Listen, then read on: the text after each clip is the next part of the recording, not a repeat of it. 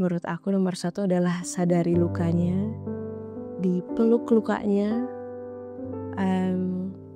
Yang lagi luka gak perlu terburu-buru untuk sembuh. Dan luka juga bukan akhir cerita, justru itu bagian dari perjalanan untuk menjadi unstoppable.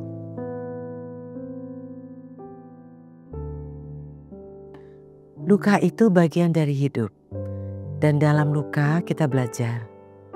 Kita bertumbuh, merawat diri, dan perlahan pulih. Menurut saya, justru proses penyembuhan itu yang bikin kita lebih kuat.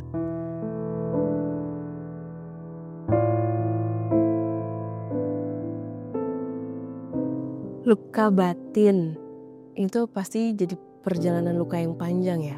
Karena aku ngerasa aku beruntung sebagai musisi jadi punya wadah untuk ngeluarin semua luka-luka batin aku yang ada. Karena aku tuh tipe orang yang sulit sekali untuk menceritakan luka-luka yang aku alami.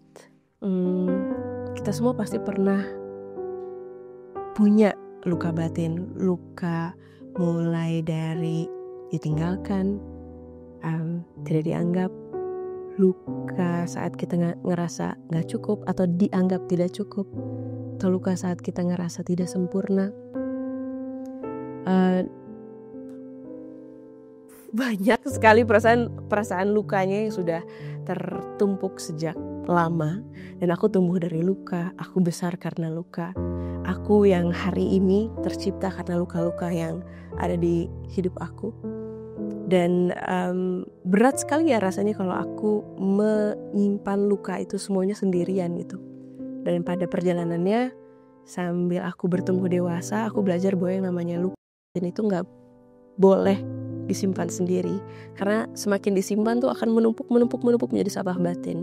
Justru aku pernah belajar bahwa salah satu terapinya adalah menghadapi luka adalah sadari lukanya, dan bagaimana aku menyadari luka apa yang aku rasakan tuh dengan menulis aku terluka karena ini, aku sedih karena ini, aku marah karena ini. Dan musik tuh menurut aku jadi ruang tamu yang hangat,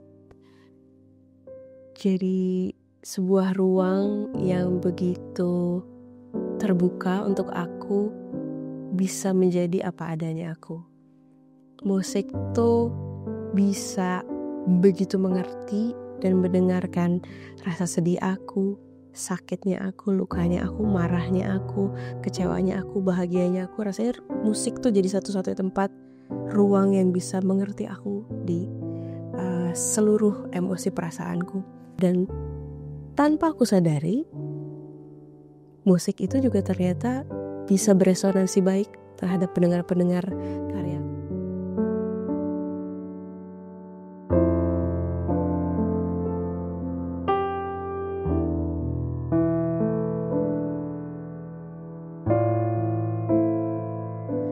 Dulu ayah saya yang berprofesi sebagai dokter di Rumah Sakit Pendidikan RSCM berkesempatan untuk meluncurkan betadine yang pernah dipilih sebagai antiseptik pada misi Apollo ke bulan di tahun 60-an.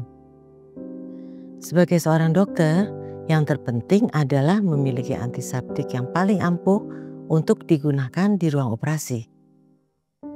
Didukung oleh teman-temannya yang sangat yakin bahwa betadine adalah antiseptik yang paling ampuh. Hal itu bermula ketika Rumah Sakit Pendidikan mulai menggunakannya dan merambah ke rumah sakit lain di Indonesia. Beberapa waktu kemudian, betadine meluncurkan produk-produk lain yang tidak hanya digunakan di ruang operasi, tetapi juga melindungi keluarga di rumah sebagai antiseptik rumah tangga yang terpercaya.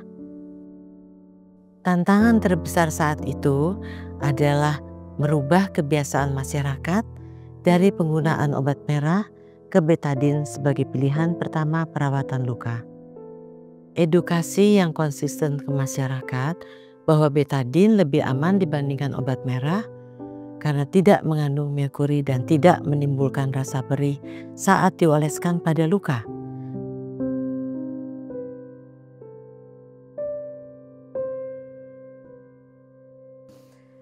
Dari semua proses lagu aku dari album pertama, kedua, ketiga, yang paling dalam lukanya sih lagu Tutur Batin ya. Tutur Batin ini benar-benar diciptain saat lagi momen gelap dalam hidupku. Aku bertemu dengan luka terbesarku, dengan trauma kecil, dan itu jadi luka yang besar dalam hidup aku.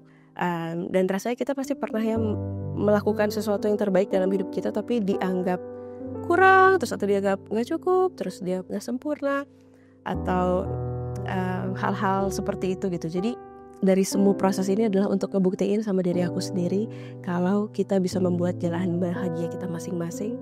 Kita menjadi unstoppable untuk menjadi diri kita sendiri dan membuktikan, bukan untuk orang lain, tapi terus menjadi unstoppable untuk membuktikan sama diri kita sendiri kalau kita bisa jauh lebih baik dari kita yang kemarin. Untuk aku, di karir musikku, aku tipe yang mengalir untuk karya. Aku mengalir karena aku ngerasa saat karya itu jujur, rilisnya juga akan jujur dan sampai ke hati.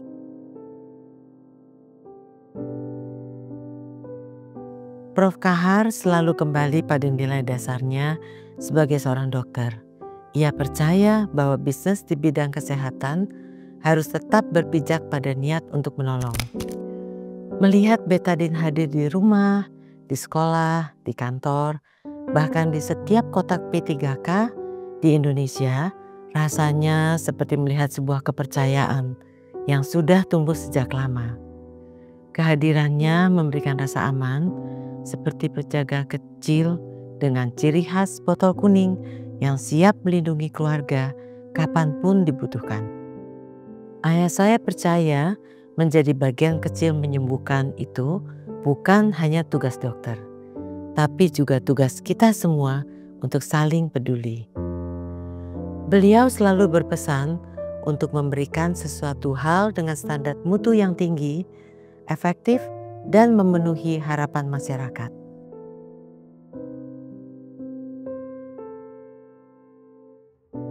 Untuk teman-teman yang juga sedang mengalami luka,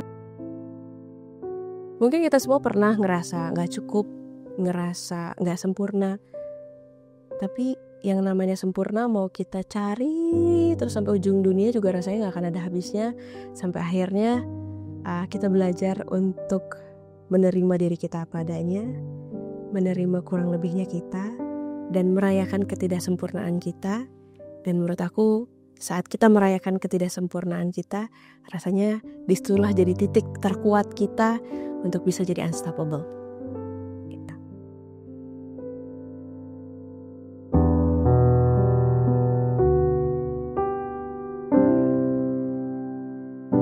Luka itu bagian dari hidup, dan dalam luka kita belajar, kita bertumbuh, merawat diri, dan perlahan pulih.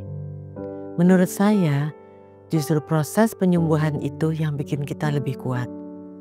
Saya bersyukur Betadine bisa jadi bagian dari proses pulihnya luka bagi banyak orang.